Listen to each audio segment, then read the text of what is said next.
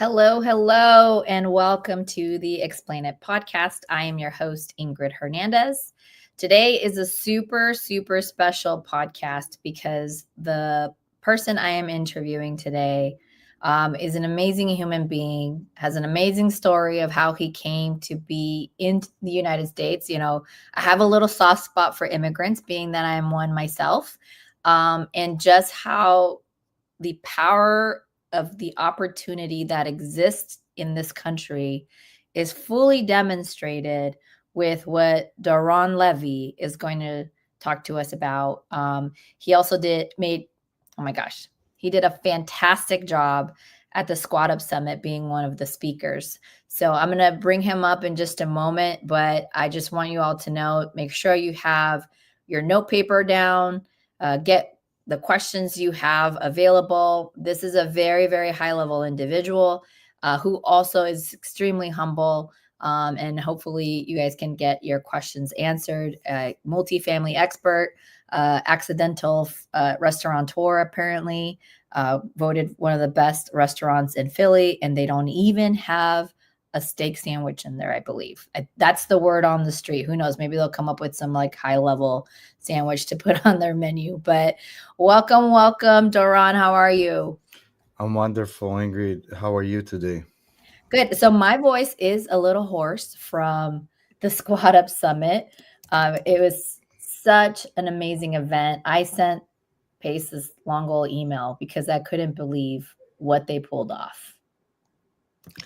I think that he is just like me and probably you, so overwhelmed with those type of messages of everyone going like, what the heck did I just witnessed? It Yeah. was so good.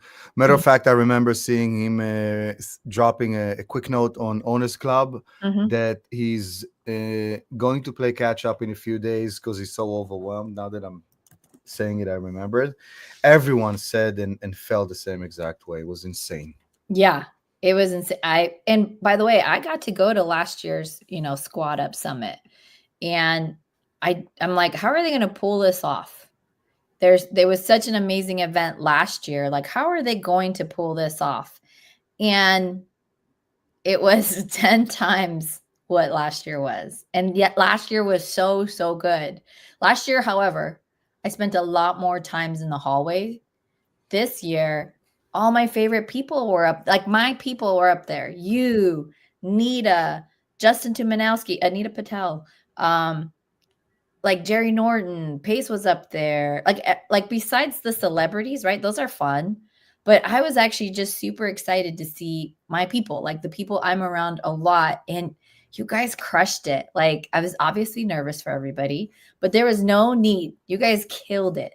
It was so amazing. I couldn't agree with you more. I think that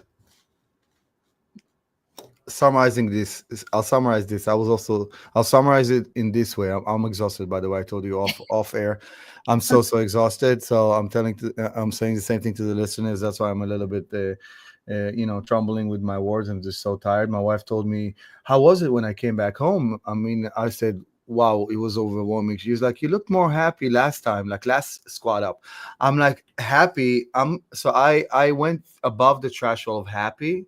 Mm-hmm. Like there's no word how fulfilled I came back from so much love everyone gave each other.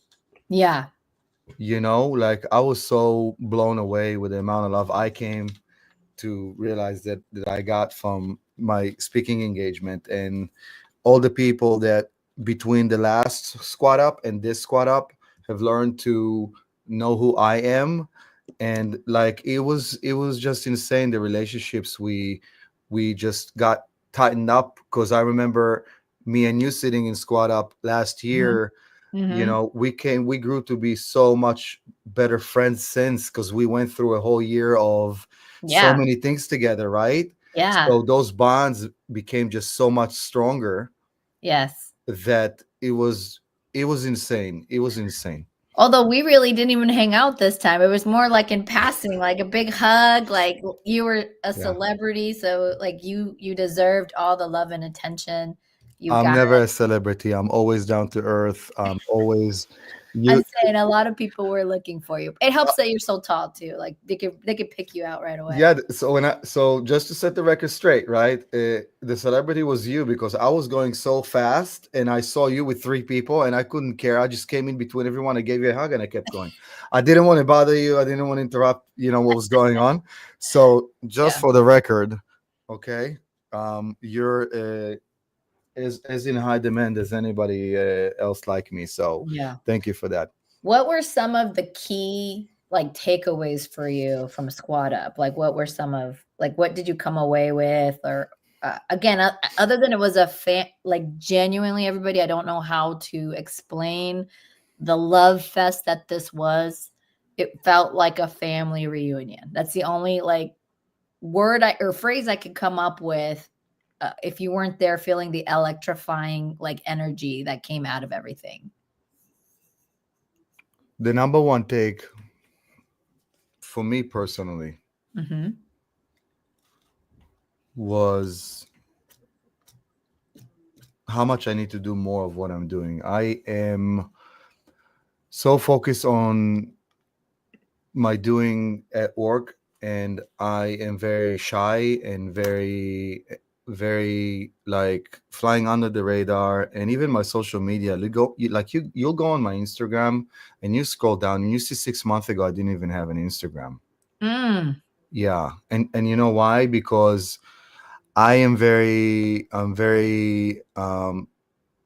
behind the scene. I'm very not upfront about my stuff. And someone once told me, "How dare you deprive people from inspiring them? How dare you inspiration? How dare you uh, deprive people from empowerment? Like you can empower them by them knowing what's possible to do." And that's kind of what took me behind, from behind the scene in the shades. And now it became like even more evident by seeing the people coming to me with tears in their eyes.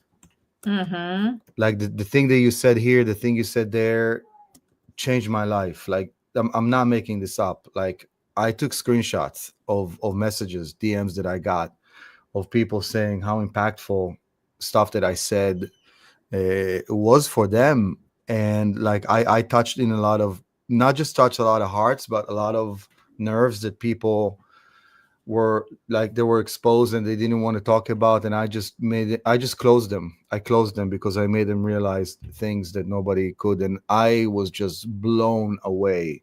Yeah. I was blown away, I'm telling you. So that was the realization that I got, that I need to do more of this because I am selfish for not coming out with things and letting people know that the only thing in their way is them.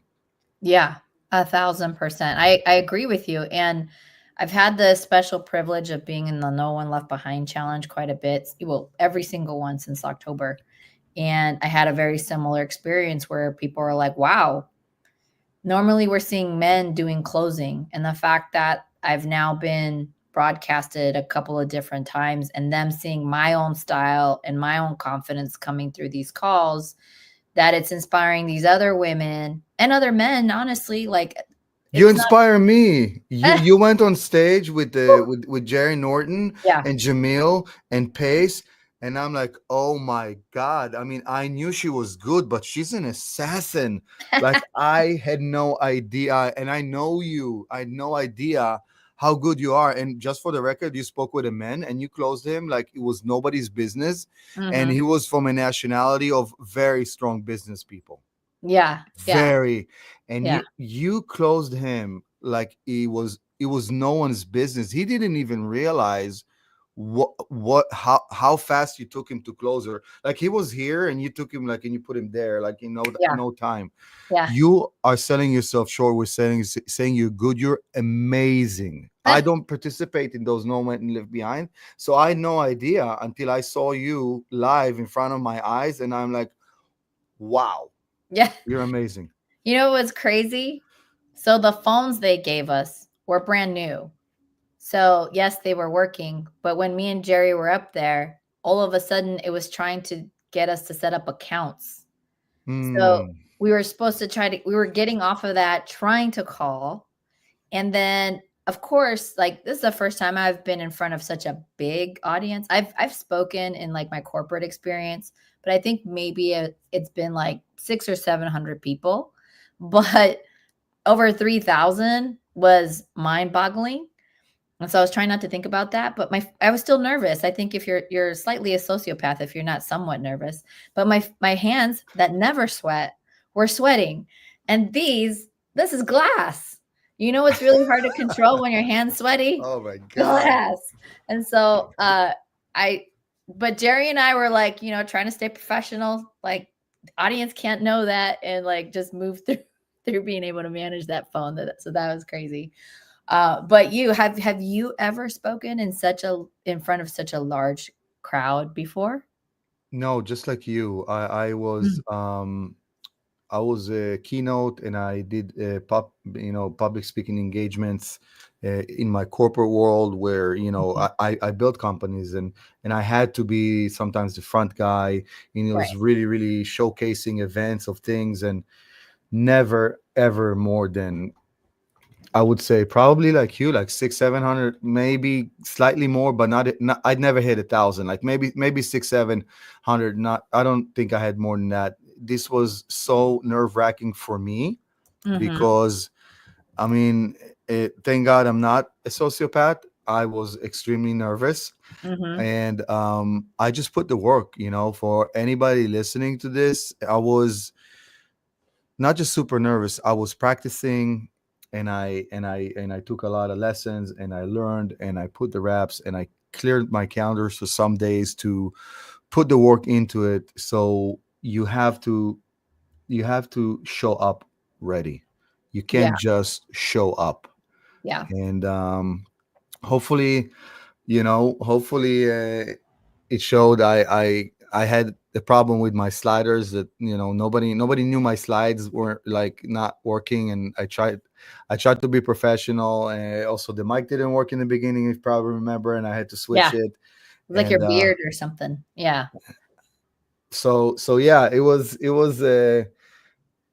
nerve wracking. I mean, maybe it didn't look like that, because just like you, I'm a professional, and I keep it Mhm. together. And Mhm. nobody could have tell that you were nervous up there, because you were Yeah. a true professional. Only you knew that, right?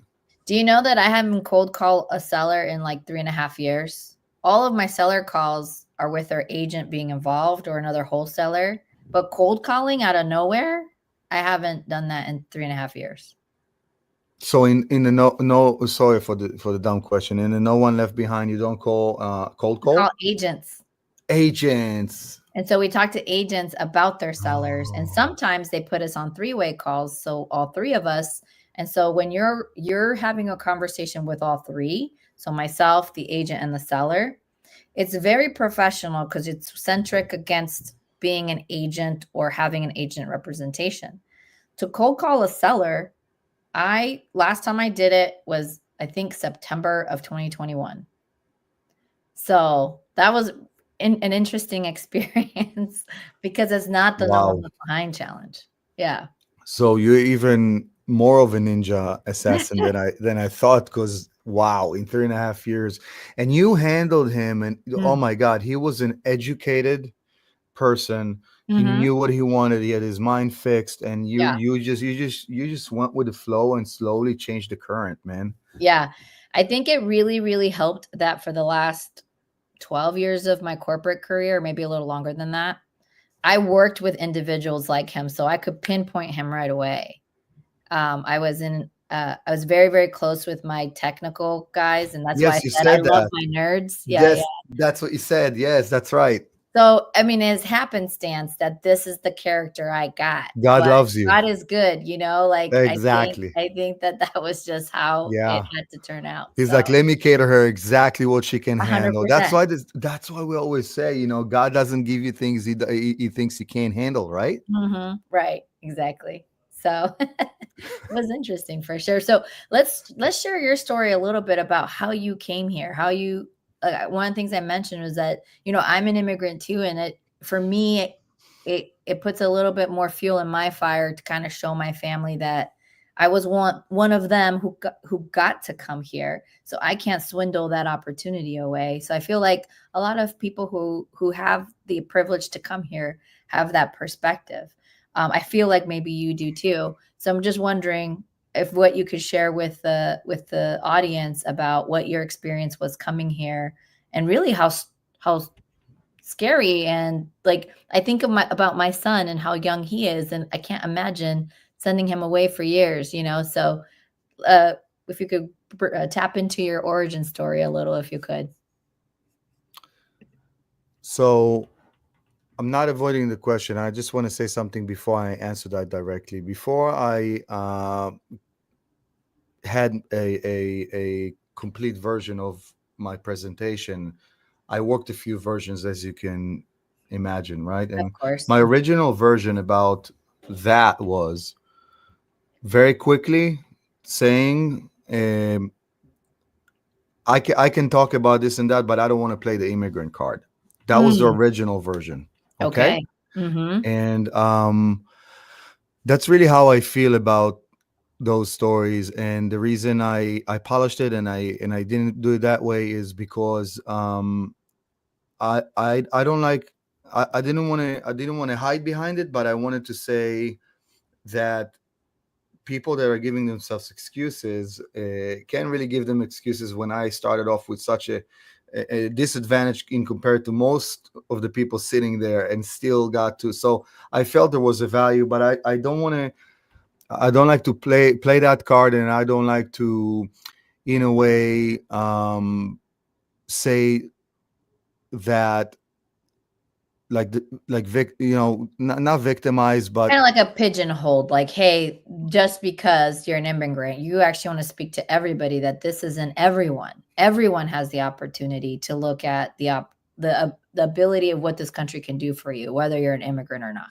yeah. So I was texting with Pace like last week, and I don't remember what post he had, and it wasn't Mhm. texting, it was DMing actually, and Yeah. I'm like, people just don't understand how good they have it here. Yeah. Right. And he's, Mhm. how yes, capital, right? Yeah. And that's exactly what it is. People don't understand how good they have it here. Mhm. And come to say, before I really get to your answer, is that, you know, sometimes people people need to understand that when you come into disadvantages, and when your back is against the wall and you have a do to die scenario, you just have to push. And when people are in their comfort zone, like a Mhm. lot of other people, when they have their family and they love around them, right? Mhm. It's just much more comfortable not to do that. Right. All right. So, um, you want me to talk about why I got here? You want me? What do you want me to talk about?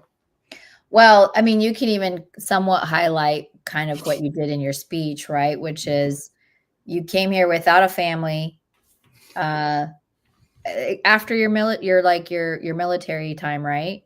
Yeah. Uh-huh. Yeah, right after I just felt that there's a glass ceiling in my country. I felt that I can do so much more. Mhm. Maybe it's because I had to figure things out in a very, very early age. I felt that I can solve things, and I can hit things, you know, with head on, much better than most people around me. Mhm. And I was just looking around, and I'm just like, just it's crazy thinking about it. At an early age, I felt there's just no real opportunity for me. Yeah.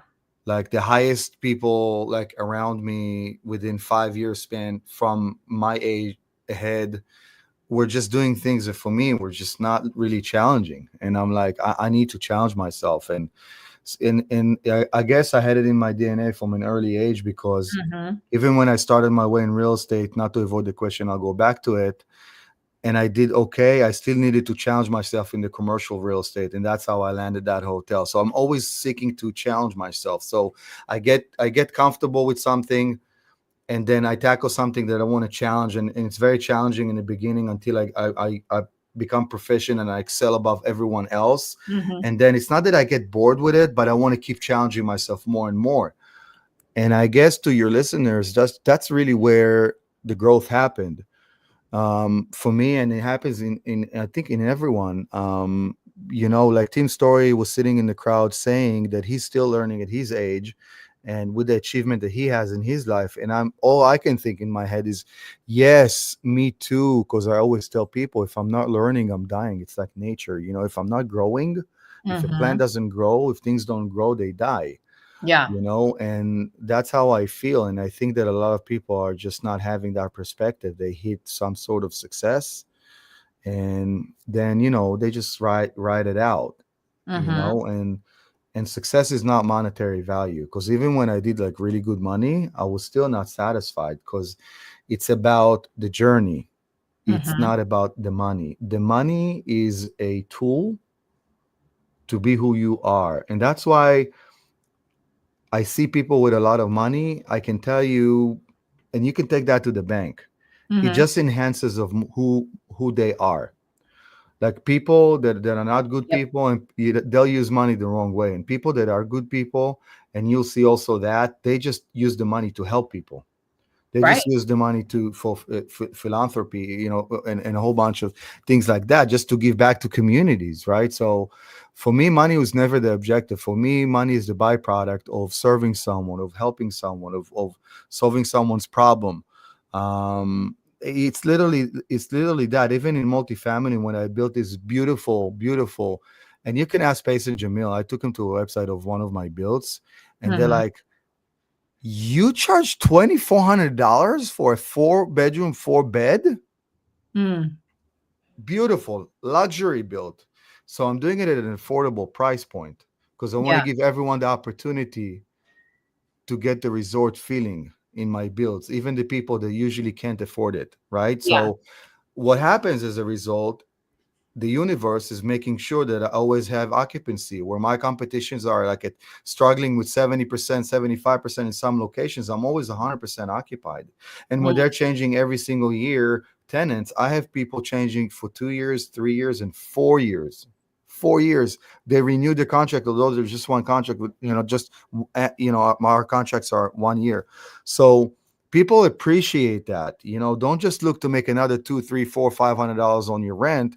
Look Mm. to serve people. Look to create a place that they would love and they would appreciate. Be You proud of. know? Hmm. Yeah. I mean, I moved, I think, 13 years by the time, or 13 times by the time I was 18 or to 20, Wow, something you like that. kidding me? That's Oh, no. terrible. It was, but I choose not to think that way. I choose to think, God had a plan for me, and for me, I had to have that adversity so that it made it easier for me to have a more heightened EQ, because I was going to meet a lot of people, and then become the social bird I've become, which is like I make friends with everyone I possibly can, and it's in my nature because of what I experienced, I mean, but I come from a house where we had a 2-bedroom home, and I think we had like 10 or 12 people living there at one point. I used to share a bed with my grandmother, so I know what it's like to have Wow. virtually nothing. Wow. But you know what? I was always happy. I always had my family, and I was always fed. So for me, Yeah. so much to be grateful for, and it kind of was nice to be all Wow. squeezed into one place, like, and I Yeah. think experiencing those things makes you very, very grateful for what opportunities there are if you choose to go grab them. I forget where I was going with this story, It's but okay. anyway. It happens to me all the time, because we're having fun. We're not thinking about the things that we need to say. We're thinking about giving, giving, giving value, like you now to your listeners, about your Mhm. story, your background, to Yeah, give them that perspective that they don't yeah. have. And that's so true, Oh, because I I was remember doing. now. Go ahead. Go ahead. So, because I moved so much, I remember when we moved into apartments that had a lot to offer and had nice finishes and had like, it was like such a blessing to be in a place like that and feel like, wow, like you take care of it differently, you honor it differently. And so, I agree with you. Despite how many times we moved, the few places we were at that had that level of finishes made me feel more proud of living there. Even as a kid, you're Yeah. like, wow, these countertops are really nice. The design is really nice. You just take care of things differently. Yeah, 100%. And I remember telling my kids, do you realize that the size of our living room used to be my whole house back in Hmm. Israel? Like, do Hmm. you even understand? Can you even comprehend? Like seriously. I mean, I didn't sleep with my grandma in my bed, but that's like off the chart, like Hmm. hardcore stuff. Yeah. Like as kids, we need privacy, right? Like, and you being like a girl, right? Like that's Yeah. wow. Well, I don't know. Again, When I did you think come? Do you mind me asking? When did you come to this country? when I was almost 7, but then my ex stepdad was in the military, so we moved to Italy for 2 years. So I really didn't come here really until I was about 10, where I stayed here. So I've been in Arizona since. But what the funny thing is that people think that, right? Because you're an adult and you think like the worst for the child. Me, I just remember like having like my leg on my grandma and like being able to wrap myself around her, and just how lovely that was to like I got to, first of all, she had a lot of grandkids. So I got to be her favorite because I literally shared a bed with her and I got to hug her to sleep every night. Yeah, you're And my not favorite every too. I can relate. yeah, so I'm like, not every grandkid got that experience, but I did. So uh, my childhood experience or memories of that are not one of like concern for me. It's one of like I shared so much You love with my cherish. grandma. Yeah, oh, It's absolutely. Yeah, ones that you cherish forever. yeah. Wow, I so get it. And it's crazy Mhm, because I was actually raised in Africa, right? Like I was in Kenya, in Mombasa, in Nairobi. I was in a mhm, British school. If you can imagine, like a 40-year-old with a blazer and a tie and shiny shoes, and we had to polish our shoes. It was a British school for a solid 5 years. I was mhm, over there. So yeah, I was. I was born in Israel. I was raised in not South. Kenya is not South in Africa. We lived in Mombasa, and then Nairobi, and then I got back to Israel, and you know, a little while after I came to this country when I was 20. Yeah. mhm. So I don't want anybody thinking I'm avoiding the question. I just kind of forgot it. So So what you was the came here question? when you were 20. Yeah. Who were you coming to see here? Like how did you get to be here? Oh, okay. So I came here because someone I knew just nagged me. Um, it was a female, and she was expecting her boyfriend to come, and we were never involved romantically. She was just like with army friends that we used to all hang out together. Like we had a tight group of Air Force friends. I was also Mhm. in the military academy before that, so some of those guys from the military academy was an Air Force Yeah. military academy. We like just got recruited, so we had like a good tight friends. So she was one of Mhm. them, and and it was crazy. I don't even remember how many times. It's almost like I can count on one hand the times I told the full story here, and you're getting the scoop. So I Mhm. came, and I came to her. I was in an apartment with her and four girls roommates. I was the only boy. Mm. Yeah, exactly. So um, within, I would say, 2 weeks, Mhm. she kind of backstabbed me because she didn't like all the attention that I'm getting. Like I was like suddenly I was the interesting person in the room and not her. Mhm. And suddenly, everyone's asking about me, not her. And this, everyone wants to go and hang with me and not her. It was the craziest story. Like we've been so tight in that group back from Israel, like for so many years, Right. like 6 years Mhm. almost. And then she just, started just lying about me doing drugs and me doing this and that, just to kind of, you know, have people not like me, or I don't know what she was thinking. I can't get it in her head. But Mhm. I'm like, you know what? Um I'm out, best of luck. I left, and I Didn't have a driving license. I didn't have a cell phone. Not back then. Like you're talking 99. Like we didn't have iPhones. We didn't have navigations. Um, We had and MapQuest. Just kidding. No, I'm sorry. We didn't have smartphones back then. No, I say we had MapQuest is what I was saying. You know, where MapQuest you if you had a PC, but we didn't have smartphones like we have yeah, now. this is very true. We Yes. didn't. Yeah. So Yeah. I remember going out the street, and I didn't have a lot in my backpack. I'm just thinking like, okay, if I go right, where am I going to get? I didn't know like where if I go down the street, like where would I actually find myself? Like I Right. wasn't even familiar. I'm 2 weeks in the country with the Mhm. area. So I had to really really figure it out. and I remember crashing at some people that I couldn't even say they were my friends or acquaintances until I found a job, and someone over there helped me, felt for me, and I kind of Mhm. started my way like in itsy bitsy tiny pieces. Someone lent me $5,000 to buy my first car over there, and I worked for them, and I was making like I think something like $450 a week. Mhm. And they said, you look like a good guy. We try, I trust you. Just pay me whatever you can from the paycheck. And I used to go to the supermarket, and I was like taking things out of my shopping cart for my bill to be as small as possible, so I can pay him back as fast as possible. And Yeah. he's like, I'm giving him like $300, like $350 every single week. And he's like, don't give me so much. Like you need something to live off of. I'm like, listen, Ronnie, I want to pay it off. I'm not at ease owing people money. I don't like owing people money. And I Mhm. closed it up really, I mean, relatively really quick, Mhm. because I just felt so bad that he like fronted $5,000 for me. So that's kind of how I started. I had it really really rough. We didn't have any FaceTimes. I couldn't see like my mom, my sibling. They were going through really bad patches health wise, Mhm. and it wasn't easy. Like I could only afford to talk to them every few weeks, because it was a fortune. It was like almost $2 a Yeah, minute. to pay for minutes for sure. I remember that. Mhm. There you go. You used to have calling cards from gas Yep. stations that I bought, Mhm.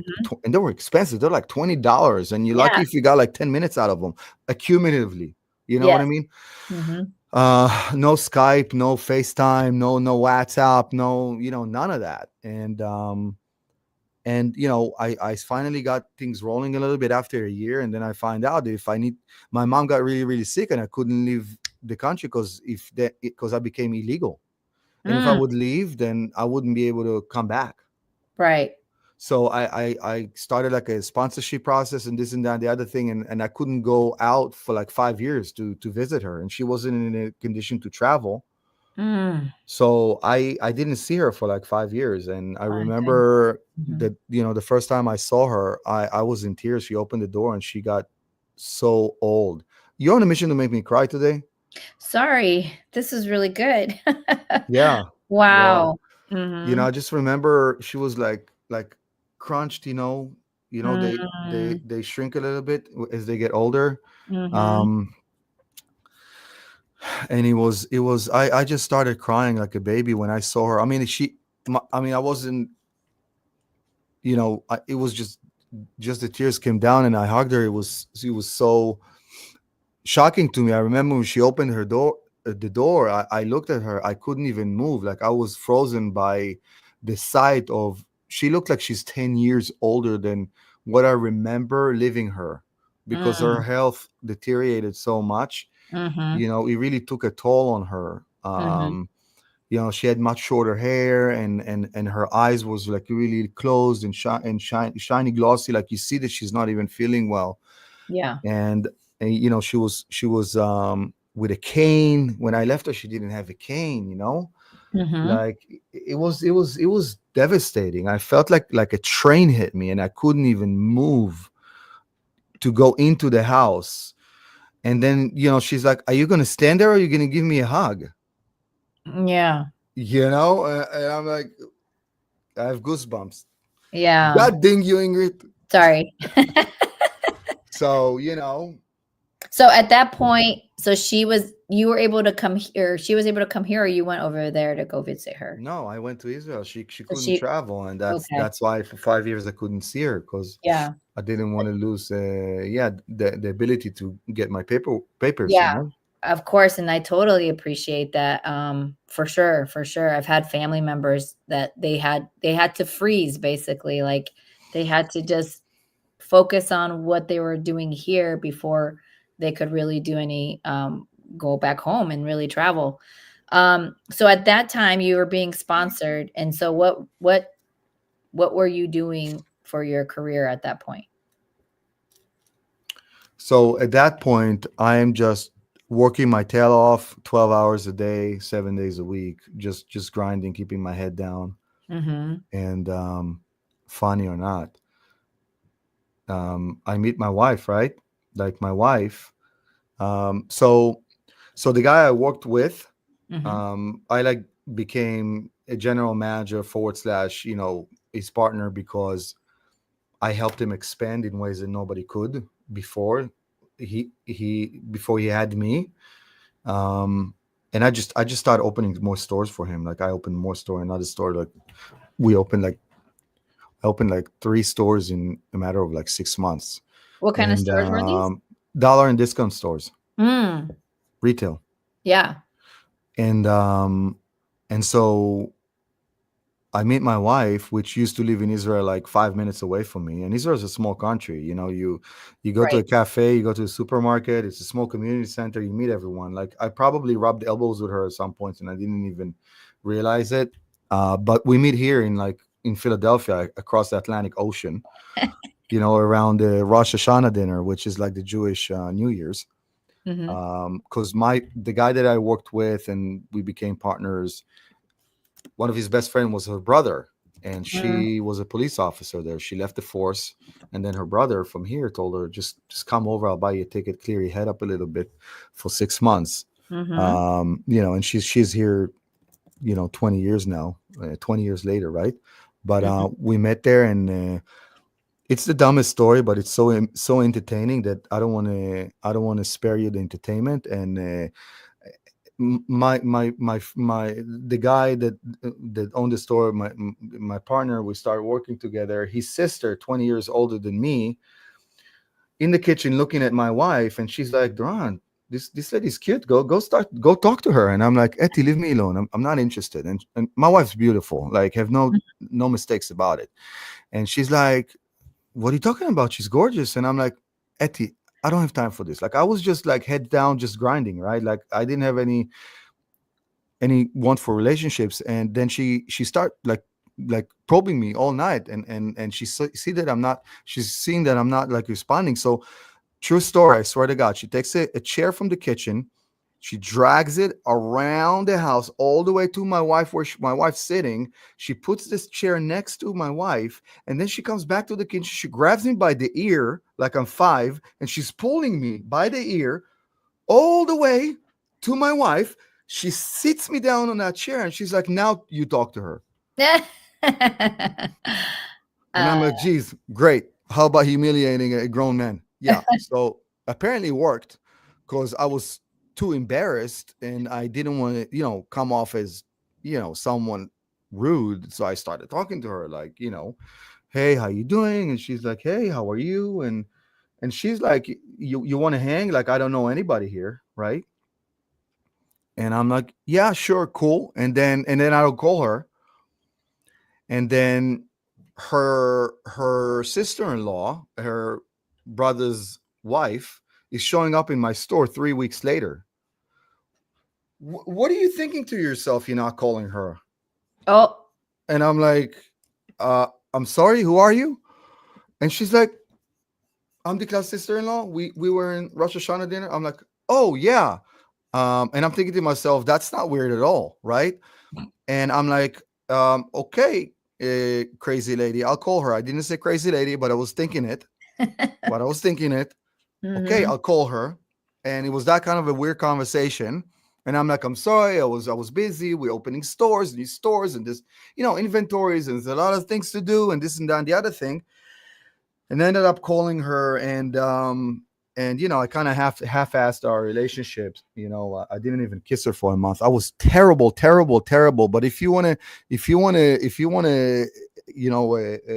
poke her, just tell her I heard I heard that it wasn't if it wasn't for Doron, you wouldn't be together. And you see how she's going to start laughing and give you the same story, because it was just so funny. Well, she you seems to be know a very patient woman, so good for her. you ain't lying. Well, hopefully it paid off. I hope she thinks it paid off for her. Yeah. But I was so too. Okay, so yeah, you're opening up these retail stores. You then get yeah. to meet the love of your life, which is wonderful. So that it's a great buildup then.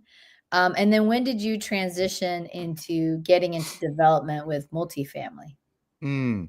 or just commercial space? Because have you done commercial space? Like, I know you built a hotel. That's a fantastic story. People are going to have to go listen to the Get Creative podcast where you and I talked about that story. But like, how did that come around? Like, you're doing these retail things. How do you get to the development part? So I fast forward, um, left this guy because there was just no growth opportunity, for two people in a Mhm. dollar and discount store. Really, I make something. I reach to proficiency, and I need to challenge myself. Right, it's always the same pattern, Yeah. and I was looking to do something where I can grow. So I started working for my wife's brother as a carpet cleaner, and I saw that I'm very good at sales. And then I opened my own carpet cleaning company. We were two people, me and another guy in a van, owner operated. And then I just grew it, and I sold that company, and then I had a proof of concept. I just kept going, going, going, going, and then maybe a few later, I don't know, maybe 10 years later, 8 years later, 9 years later, something like that, I had the unfortunate case of losing my dad to cancer. Mm, And that really rattled my head. I said, I just don't want to do this anymore, because I have two kids and I'm becoming him, right? Like, I'm mm, never around. He was never a bad guy. He was just never around. He was just providing. He was working, right? And I'm like, I just don't want to do this anymore. I sold my last company. I had no plan. I didn't know what I'm about to do. I didn't have any, like, I had a good amount of capital, but I counted on myself to figure it out, right? mhm, And that's what landed me into real estate. And I spoke a little bit about that in my presentation, right? mhm, And that's kind of how I landed into it. I said, I want to make something meaningful with my time, where people looked at ROI. I looked at ROT, return on time. mm, I wanted to, with my knowledge, experience, and capital, with the resources I had, right, like my intellectual property and my capital, to mhm. make as big moves as I can over a short period of time. Yeah. Right. So that was my ROT analysis, return on time. And multifamily for me was something that I saw as scalable. I had a good backbone of knowing and understanding business. And as you know, and if you listeners don't, all businesses are combined are built on the same pillars. The operations, sales and marketing, Right. financial, HR. All businesses, I don't care which business under the sun, they all have the same exact pillars. And I'm like, okay, I'm very knowledgeable about those pillars and how to scale them, and where can I implement it in real estate, right? What's the best ROT here? And multifamily is something that always came up. And I'm like, okay, so let's do this. And and I did it. I That's so went into fantastic. multifamily. One could argue your business experience, right? That's your stair step into getting into multifamily. And technically speaking, even on a smaller scale with single family homes, like that is how I always say becoming like a landlord is kind of like the gateway drug to get into business if you hadn't been in business before. because it gives you some of the fundamentals, like you mentioned. So true. There's pillars that are just, you're gonna have to learn how to manage a budget, pay bills regularly. Somebody has to make sure it's always filled. It's still a business. It's a rental business. Making sure you're marketing correctly to get tenants in. And these are all little fundamentals. Now it's a much smaller scale, but if you want bigger, then of course multifamily is a sure way of doing that. And you're having a workshop, no?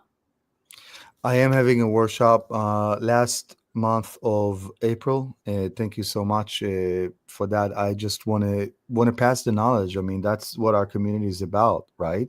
Yeah. It's inspiring, empowering, and giving the knowledge to our peers, to the people in our community. And I want Yeah. everyone to do good and to provide for their families. And I want to be a part of them being able to do so. So, um, you know, that's one of the vehicles for me to be able to do that for our community. Thank you so much. And it's so true what you said. I, not like most people, going into multifamily, I looked at it as a business. Most people look at it as real estate. Right. And that's why I was able to, in a relatively short period of time, excel so fast, because I Mhm. looked at it as real estate, as a business to begin with, versus as real estate. Yeah. Yeah. Very cool. Okay, so on during so wait, before we get there, your multifamily workshops at the end of April, right? It's like April, Last weekend of the of last weekend April. of April. So, if you guys are on here watching, in the comments, I put the link so that you guys can go and check it out. DoronLevy.io/multifamily dash workshop. But during the Squad Up Summit, and I don't want to spoil it for anybody. And if you guys are in sub two, we're going to start having little sessions, little watch sessions with Pace so that we get to watch everything that happened at Squad Up, because it was so magical. It would be rude of him not to share all this magic with his community that wasn't able to go. As you all may know, uh, between Pace's all three communities or four communities, however many there are now, I think he has around 30,000 people, and only 35, so only 10% were there, right? We're talking about like 3,500 people. So there's a lot of people who need to experience or at least see what we had going on. But in your speech, you talked about somebody who, you know, did you wrong. And Armando from Houston, Texas is asking, how did you use or think to get your mind right to be able to complete that project after you were already relying on someone to help you? And by the way, I'm having a similar, not definitely not on that scale, but I'm having a similar experience. But like, how do you get there? Like, how do you get your mind right and get to work? Are we talking about my first deal?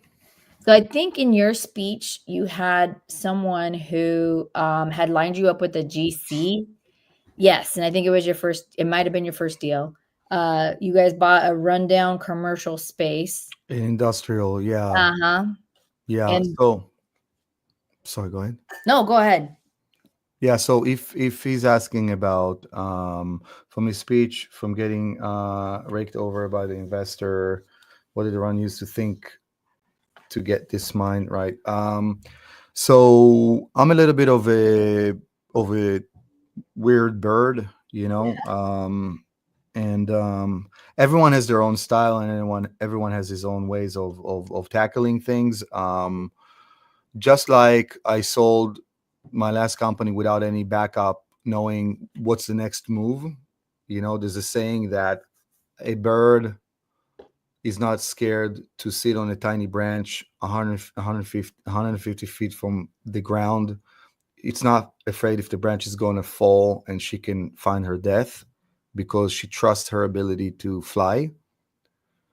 I have Mhm. that in me. And sometimes, you know, it might come off as maybe I'm a suicidal because I do things that most people maybe wouldn't do because I trust myself to figure it out because I have to do that from a very early age. And I know you think I'm not answering your question, but you'll find out that I am.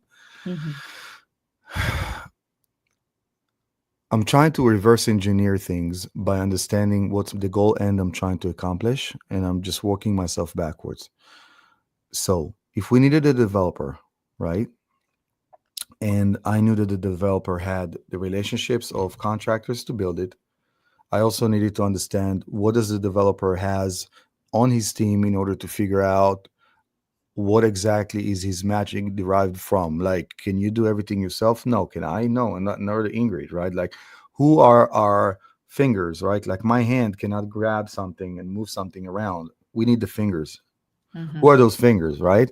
So I studied it and I learned it. Okay, an architect, a structural engineer. I understood the parties involved. Like, I look at anything that I want to do and I say why he or she can do it and I can't.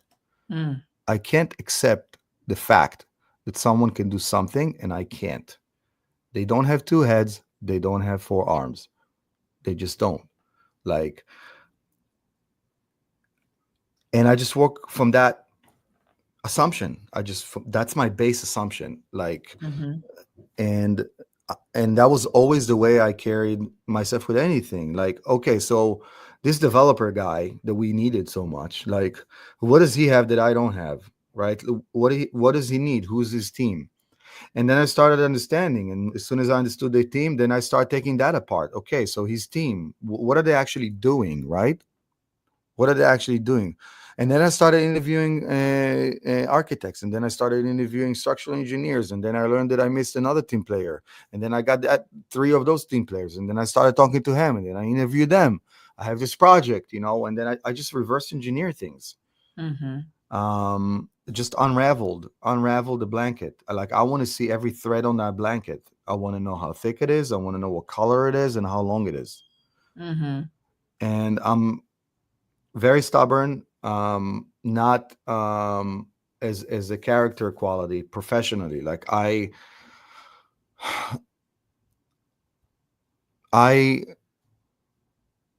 if I do something, I'm 110% into it. I'm submersing myself into it. I don't half-ass nothing. If I cannot do it 110%, I'm literally walking away. And it's not just a reputation thing. It's just the way I do things. And did I do did I do any mistakes? Of course I did. I'm not perfect. Anybody doing the thing for the first time, they didn't make mistakes. But in the grand scheme of things, the bank gave me 18 months. I finished it. I completed it in 12 months. They gave me a year to stabilize it and fully rent it. And I rented the whole place in 5 months. Wow. Wow. Right. Mm-hmm. So I understood sales and marketing, and I understood that I'm going to have a long carrying cost running it for a year. So I prepared, ahead of time. I was pre-leasing things where my competitions were not, and I timed things with the market to make sure I hit spring, and I'm not going to sit vacant in the winter because nobody's renting things in winter, right? Like, I didn't know those things. I have no real estate experience, mind you. First project. Now things are obvious because maybe there's investors here, and they're like, yeah, of course that makes sense, but it didn't for me back then. Honestly, so many flippers and so many, like, just non-commercial people do not think about the real estate cycle. When do most leases end? When, Yeah. when are the buyers out to buy? What type of buyers? Like, here in Arizona, our more elderly buyers are out shopping in like September, October, because that's when they come here to do their seasonal traveling, right? Like, they're here for the winter. So if you're going to do a 55 plus house, it's probably not good that you're bringing it to market April, May. You don't have your buyers here. Yeah. There are cyclical things and patterns. At the end of the day, it's all math. Understand what math impacts your project, your business, and work off of what's going to give you the more likelihood of succeeding. Yeah. Math, and like you said, patterns. Mm-hmm. Learn the patterns. Even as a developer, there's patterns. You Mm-hmm. can't subdivide before you have a survey. There's a pattern of things, and it's the same pattern. Will things show up during the pattern? Yes. I'm Mm-hmm. not saying it's flawless, just like any pattern, right? Mm-hmm. But you pivot and then you pivot some more. You don't get stuck because there's something blocking you.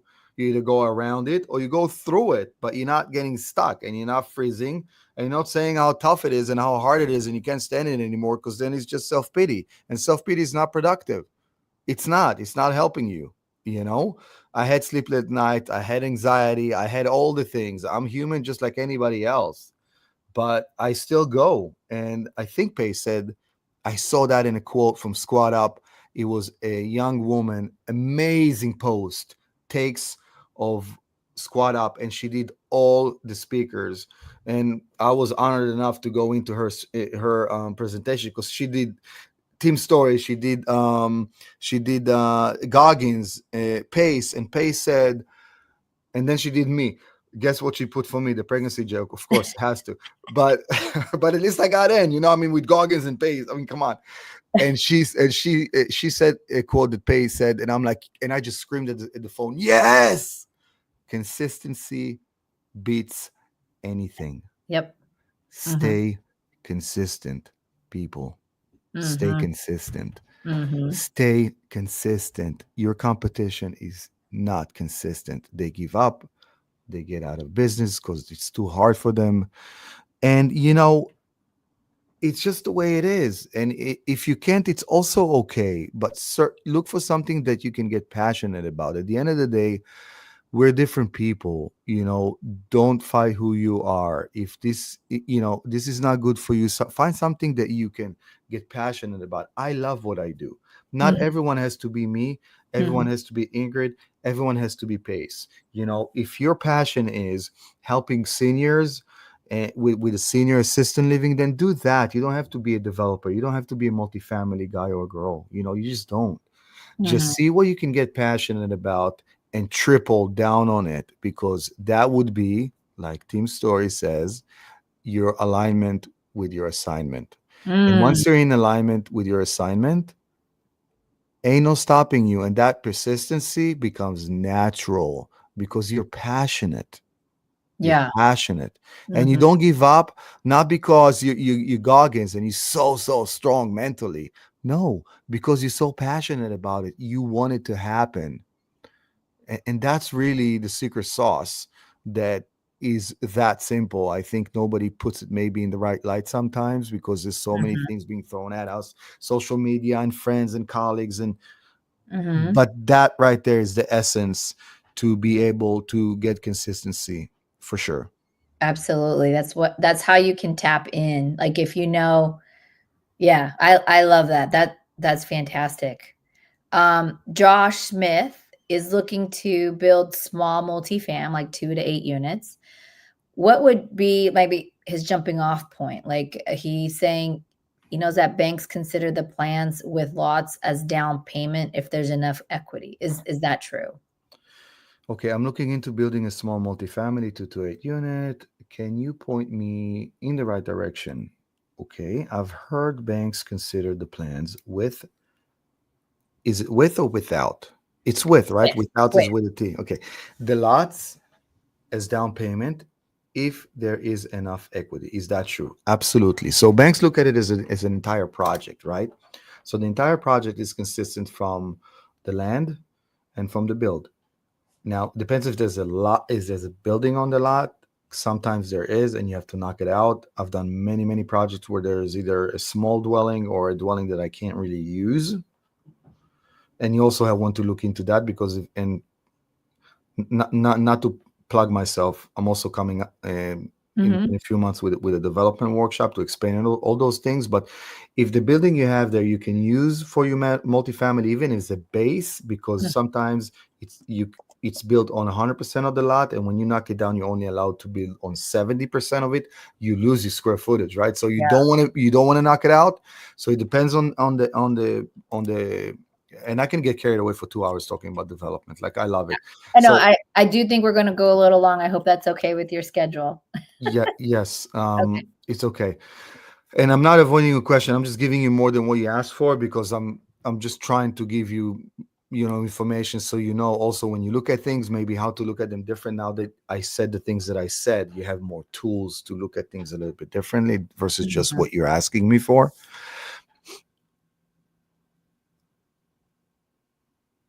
What's the advantage of that? The advantage of taking one with a home or a dwelling on it, could be even a warehouse, is that the bank will give you a better appraisal most of the times because there's actual real estate on that land versus if you don't have it and it's just a land. And either you have, and in any event, if there's a dwelling on it or there's no dwelling on it, it would be calculated as a part of your skin in the game when you apply for a construction loan. Okay.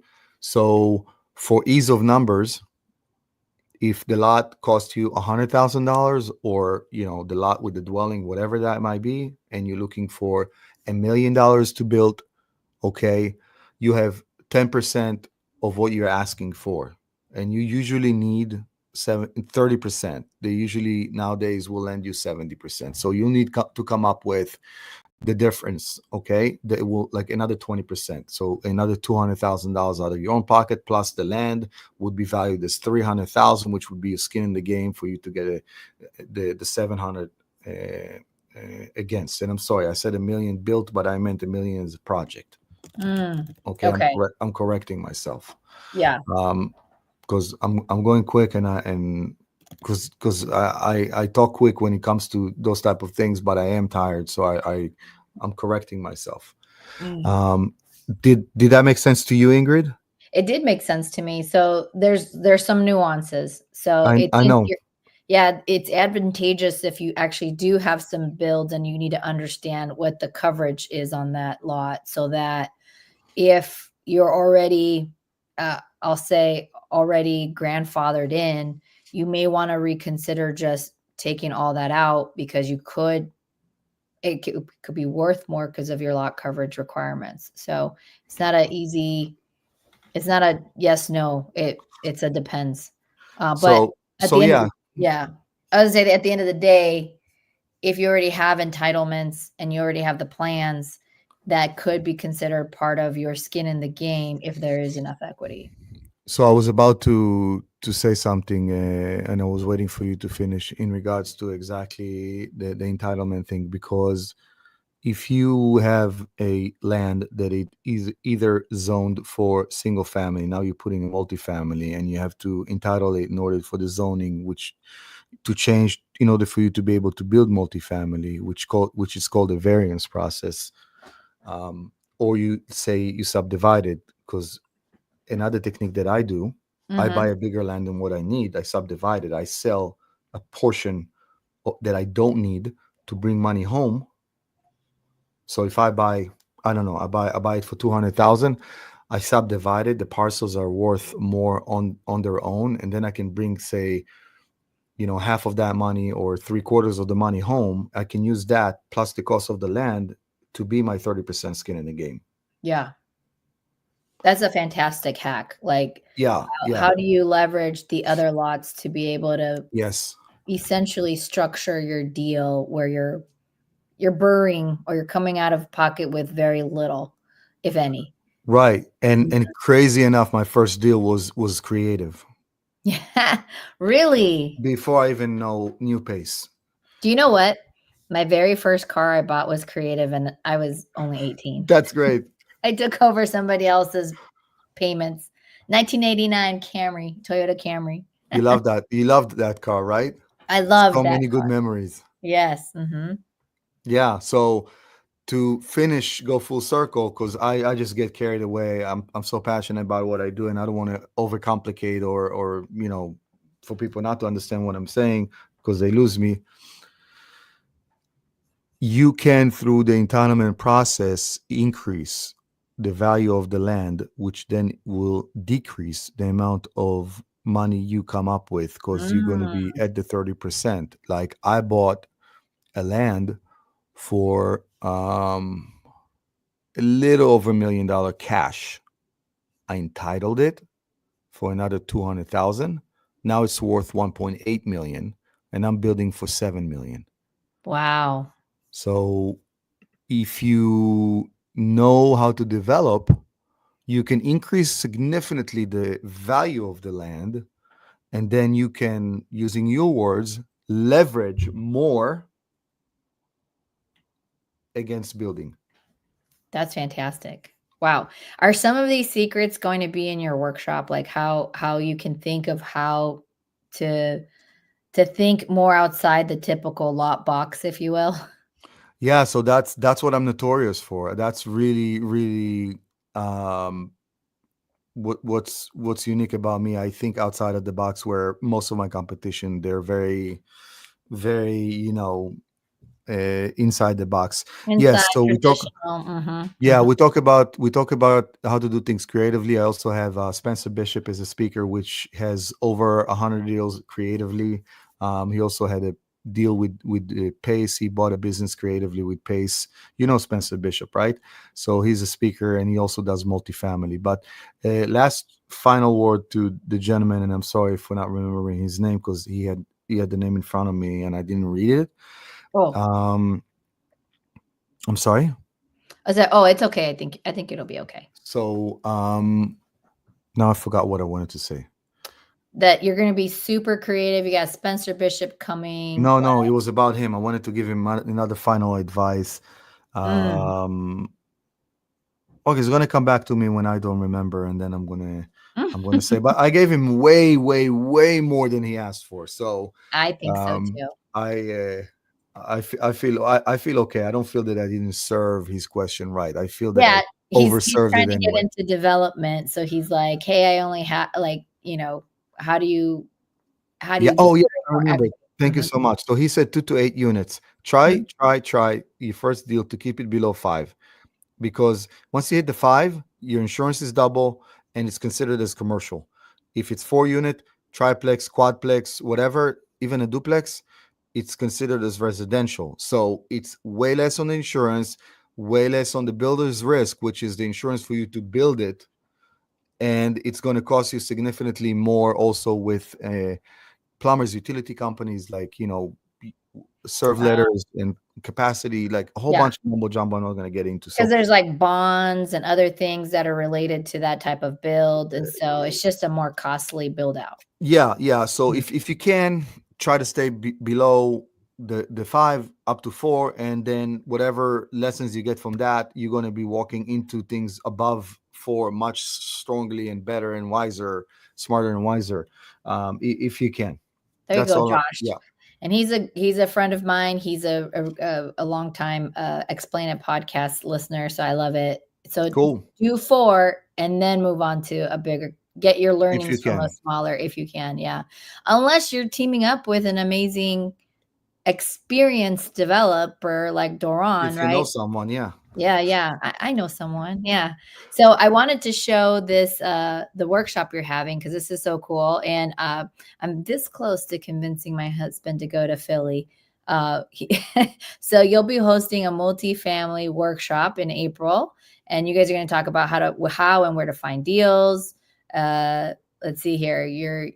Your investing playbook, which is amazing, how to avoid costly mistakes. I love this. This is very tactical, it feels like.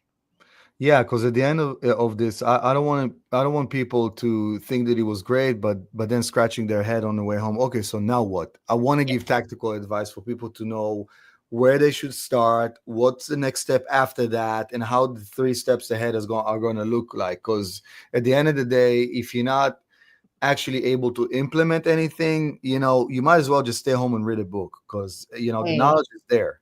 Mhm. I'm there to give tactical advice from someone with experience that's done those strategies before, and successfully executed on them also. So that's really what it is. It's about tactical advice, 110%. Fantastic. I love that. Wow, I know we're gonna have to have you back on the podcast because you have so much more to share, and I'm sure you have plenty of amazing stories. Like, we're just gonna have to be like, "Doron's coming back, he's gonna talk about this specific." Because I would love for people, and I know we only got, like, 30 minutes during the creative podcast that we did, with Pace, like, the podcast he has that I host.